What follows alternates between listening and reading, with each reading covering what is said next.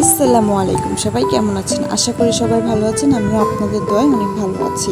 আজকে কোথায় যাচ্ছি, কি করতেছি, এটা নিয়ে আমার ছোট্ট একটা ব্লগ। আমরা চলে আসলাম খালিশপুর চরের হাট। এখানে নদীর কাছে অনেক সুন্দর একটা পার্ক হয়েছে। পার্কের কাজ এখনো চলছে। এখানে ছবি তোলার অনেক স্পট আছে। আমিও চলে গেলাম একটু ছবি তোলার জন্য। এখানে ছোট্ট একটা জাহাজ আছে, যেটা ছবি তোলার জন্য তৈরি করা।